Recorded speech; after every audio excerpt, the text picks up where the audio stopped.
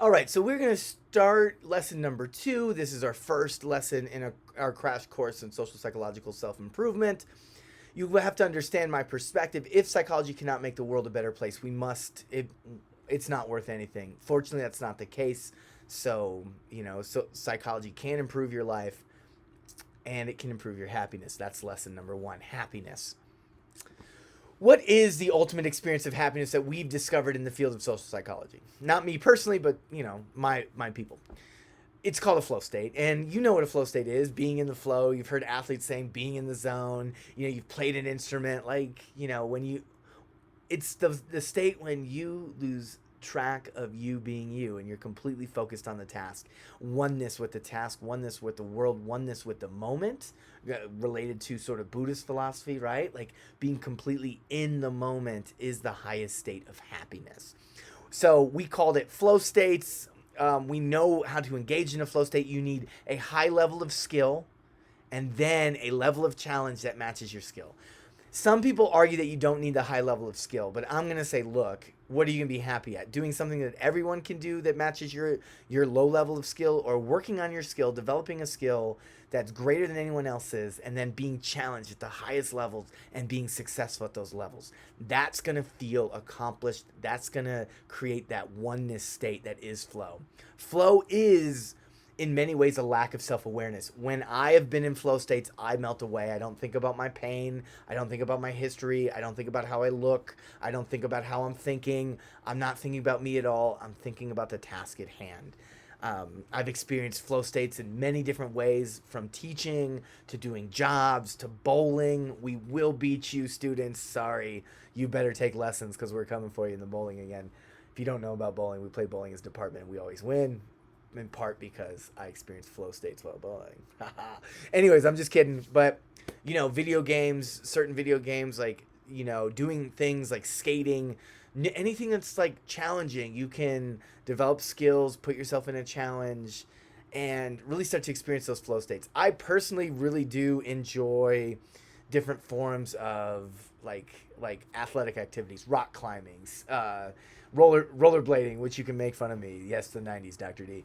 And, things like skateboarding too. Anything that you can progress. Those little video games are fun as well. How did we discover these flow states? Mahele Csikszentmihalyi looked at the best of the best in our society. Now, I'm just listing some people here. Some of these were definitely studied. Like Jordan was definitely studied. Steve Jobs was in there. Yo-Yo Ma, one of the best composers of our, lifetime, of the world's lifetime. And, people like Beyonce, Stevie Wonder, Oprah, Dave Chappelle, Einstein, like looking historically at Einstein and thinking about, like your Travis Scotts today would be engaging in a flow experience when they're doing their work. Ultimately, what they found was that these are people at the height of their professions, and when they were engaging in their profession, they questioned them and examined their psychology and have found that they would enter this flow state. That was this high state of performance, this high state of happiness, this lack of self-awareness. And the idea was to present this to us so that we could not only improve ourselves, but also improve society by improving ourselves, and also by improving society and improving ourselves, experience this great state of lack of self-awareness and oneness with the task that is the most extreme form of happiness. Now, how do you personally experience a flow state? We've done experiments on this where we can manipulate flow states, and it's with a video game. So don't tell your mom. Video games can bring you happiness. So play this video game. It's going to pop up in a second. Click some boxes. You'll get some points at the end. That's like the non-flow inducing video game. You have no idea what you're doing. You don't have any purpose. You have no meaning. Or play this difficult video game. Click some boxes. Get feedback. Find the hidden pattern. And that's your goal, is to try to find the hidden pattern. So let's see an example of this that's made simple for a PowerPoint presentation. All right, so there's a white box. I click it. Do I get points? Yes, I do. There's another white box. I click it. Do I get points? It was behind my face. No, I didn't. Okay, next box. Okay, I'm going to click it because I don't know. I get points. Ooh, maybe there's a diagonal line. I think that's the pattern. Probably going to be the pattern. So, there's another. I'm going to click this one. I'm going to get points. I've discovered the pattern. It was fun for enough. My skills matched the challenge. I got one with the task and I lost my self-awareness. So they have a flow state questionnaire. You can examine it. One of my favorite video games to develop a flow state in or to have happiness with is Portal. If you've ever played Portal, it's super fun. I'd also agree that Tony Hawk's Pro Skater is pretty good. Rock climbing in the gym is pretty fun for me, and also I've bowling, like I said earlier, and skating. Now, a lot of folks do things that they think will make them happy, but don't actually work. So when you're insulted, when you're put down, sometimes we engage in a process called catharsis. That's like punching something, punching the wall, not taking our aggression out on the person who angered us, but taking it out on something else. Maybe, playing a sport that's aggressive, that sort of stuff. And people believe this will make them happier or make them like a better person or make them less violent. All these things are beliefs that are just false. So let me tell you about an experiment done by Brad Bushman. They had insulted participants. Another participant insulted participants. Wasn't a real participant, but whatever. Participants were randomly assigned and told to, okay, punch this heavy bag. Imagine the person who insulted you is you're hitting them with your fists, or just, hey, take the same amount of time, chill out in the corner, get your composure. Then you're going to play a game against that participant who insulted you. It's like who can hit the button faster. There's a lot of trials. Every time you win, you get to sound blast or punish the loser. So sometimes you were getting sound blasted, and it was a fake participant, so you're always getting the same level of sound blast. And sometimes you got to sound blast. Well, when you engaged in catharsis, you were more likely to try to hurt this person with horrible sounds, like screeching on fingernails, loud sounds, like not good stuff. When you engaged in just regulating your emotions, you didn't respond with that violence and that aggression. So catharsis, it might feel good in the moment, but in the long run, it's going to make you violent, it's going to make you aggressive, and it's not going to make you happy. So I'm just pointing this out. Don't engage in catharsis, and it makes sense from the perspective of neurons that fire together, wire together. Now, there's another concept. There's another concept, and it's called the negativity bias. This picture represents it better than anything I've ever seen. It's like, oh, I've had these 5 good things happen to me today, or 6 actually, but one bad thing happened. I'm going to focus on the bad thing and say this was a horrible day. Things are definitely not good today. Well, things need to be perfect almost for us to believe we had a good day. So ultimately what happens here is people focus on the negative and they ignore the positive. If you look at social media, you can see it there. You can see, one of the things I want to point out, there is very good statistics that violence in America has been decreasing over the last 20 years, but nearly every American thinks it's on the rise. Why? In part, the negativity bias. So we've got to be very careful because we do have a tendency to focus on the negative over the positive, and it makes sense evolutionarily. If you are not attending to negative aspects in your environment, if you don't give them more weight, they can harm you, they can hurt you, they can kill you. So keep that in mind. It does make evolutionary sense to have the negativity bias. And in part, let me move my video again, but in part, one of the things that I want you to understand is that this shows up really early. 3-month-old babies show the negativity bias, and you're like, wait, how do you examine negativity bias in 3-month-old babies? You show them fun little objects with eyes that represent kind of like cartoons, but they're made of wood blocks. Mine aren't, and you just show kids different things. And the different things you're going to show them is the triangle is either going to be a helpful triangle or the triangle is going to be an unhelpful triangle. So here's the example of I can't get up the hill, right? That's what the kid's seeing. And then Mr. Triangle helps him up the hill, right? Like it's done better in the laboratory than my PowerPoint, but you get the idea. The triangle's a helpful character here. Now in this case, the triangle's a mean guy, not letting him pass. Didn't let him pass.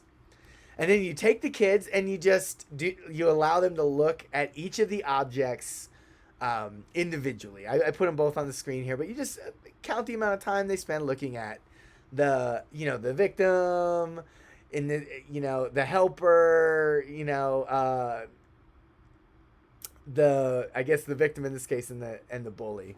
So in the triangle, when the triangle is a helper, the babies look at the triangle less than when the triangle is a bully. The babies have a tendency to focus more on negative people that are negative and harmful. You can see why, right? If we're engaging in human society and you're not attending to the bullies, they're going to bully you, and they're going to hurt you. So the negativity bias shows up even in these really cute little babies. Okay. Now, one of my friends who passed a few years ago, Father Charlie Sheldon, Society of Jesus, SJ, right? He's a Jesuit, passed and left us with this book. He was a member of our department here at Regis. And he proposed an interesting solution to this negativity bias, in my perspective. And that was consistently engage in gratitude. Now, gratitude is what you're grateful for. I think you know what that means. I'm not going to give a fancy definition, but one of the exercises that Father Shelton, Dr. Father Shelton, told us was, think about people in your life that you feel grateful for. A parent who did something for you, a sister who what, a brother who, a relative who, a friend who, a spouse who, a colleague who, a coach who, a teammate who, a teacher who, a neighbor who, a boss who, somebody that you're grateful for. And think about the person you have identified with each sentence and just experience your gratitude for him or her, one person more at a time. Think about your gratitude, experience it, let it come over you, right? We have the negativity bias that's impacting us. We focus on the negative. We do things like aggress and experience violence, right? That make us less happy. But if we actively practice gratitude, thinking about the people in our lives that have helped us out, and we're grateful for their help and their assistance, and just thinking about them creates a sense of happiness, a sense of joy, a sense of focus. It really lines us up to what's important, and practice your gratitude solution, right? But you can control your happiness through various ways.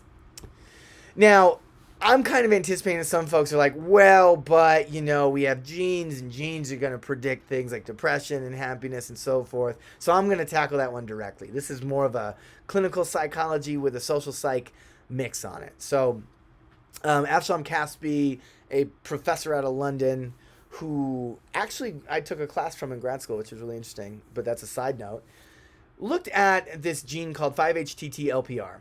I'm not going to talk about it. It's related to the serotonin transporter thing, and the serotonin, removing that from the synapse. That's all you need to realize, okay? There's a short version, which they said was the less functional version, and they had the long version, which they said was the more functional version.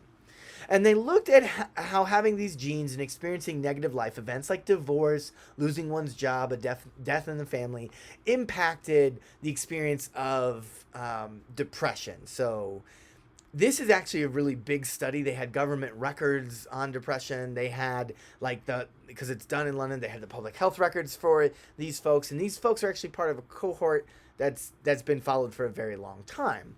And so they were able to look at arrest records, real divorce records, real things, real aspects of negative life events. And they found that when folks that had the short variant, the less functional variant, experienced more negative life events, they had a very drastic increase in experiencing extreme forms of depression and suicidality. Now, those that were the long variant, they experienced some negative life events, did lead to increases in depression and suicidality, but it required a lot more negative life events. So like one negative life event wouldn't really impact a long, but it would have a drastic impact on a short. It would take like 4 or 5 massively serious negative life events to get a long to experience depression or to have those thoughts of suicidality. And so the thing I'm pointing out here is that, yes, there appears to be some diathesis towards depression, and that's kind of going against what I was saying, so you should be predicting a twist. Here's the twist. Caspi's student, Ben Hankin, that actually worked at DU for a very long time, did a very similar study, same genes, but looked at happiness and was interested in how supportive a parent was. Now, that doesn't mean permissive parenting. That means, your son, daughter, child comes to you and says, Mom and Dad, I really want to, try skating, and you're like, oh cool, well let's get you enrolled in a class, let's get you aboard, let's support your interests, right? I'm going to support you, it's going to be hard but I got you there. Or like somebody comes home, I've been having a hard day at school, people are picking on me, it's like, oh, let me sit down and support you, let me give you some advice, let me try to help you out here, that sort of stuff. So supportive parenting, it's not helicopter parenting, and it's also not permissive parenting. And they measured happiness, and the finding was very, very, very interesting. So I want you to process this. Don't go over this too quickly. Those that are the shorts, the same people that had the diathesis towards depression, when raised in a supportive home parenting environment, experienced the most intense forms of happiness. So those with the short in the right environment were happier than those that were long, also in a supportive environment. The longs, those are that are more functional, raised in a supportive environment, are less happy than the shorts, those that are less functional, raised in a supportive environment. So, what does this all mean? This means that we are each other's soil. So let's take this short. They are the orchid. That's the analogy. The orchid is one of the most beautiful flowers in the world. And there's lots of different variants, but they are beautiful flowers. But they are temperamental. 1 to 2 degrees difference in temperature, and the thing can fall apart. One drop of water too much, and the thing can die. But if you raise it in the right soil, in the right conditions, it's the most beautiful flower in the world. Now, longs, the analogy is they are a weed. The long, they can grow. It takes a lot to harm a long. You can be done, right? You see people in your neighborhood taking out the dandelions. It can be done, but it requires effort. It requires like a lot of energy to try to make it so a weed does not grow. But it will never be as pretty as the orchid, right? So, a long is more adaptive in more environments. It's less emotionally reactive is really what's going on here. And the short, it's more emotionally, they are more emotionally reactive. And what happens there is that if you are raised in the right environment, a supportive environment, one that uses your talents and your gifts, that if you have that short allele, you can be happier than folks with the long allele. So the important point here, I think, is not about your own state of happiness or your own state of depression. I think it's about the state of happiness that we create in others. You are someone else's soil, right? Your supportiveness, your lack of support really can impact someone else.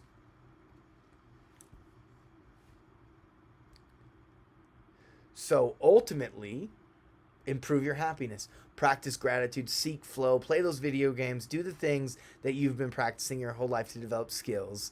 But also, in college, your goal should be to develop skills necessary to experience flow at a higher level, right? I want you to be experiencing the high level when you're a psychologist, right? Flow in your job, flow in your daily life. That's what we're striving for. You need to develop the skills and challenges today. That's the next lesson. Stop engaging in anger and aggression. It's the opposite of happy. One thing that you got to remember is that neurons that fire together wire together. That's true for practicing gratitude. That's true for practicing anger and aggression. If you respond to anger and aggression with violence, you're going to become a violent person. If you respond to a bad day with gratitude, you're going to become a gracious person. I would definitely be aware of my negativity bias. If I notice it, just notice it and try to reduce it. With gratitude was one way. Tend to your soil. Make sure if anybody around you isn't supportive, right? You got to move on to some degree.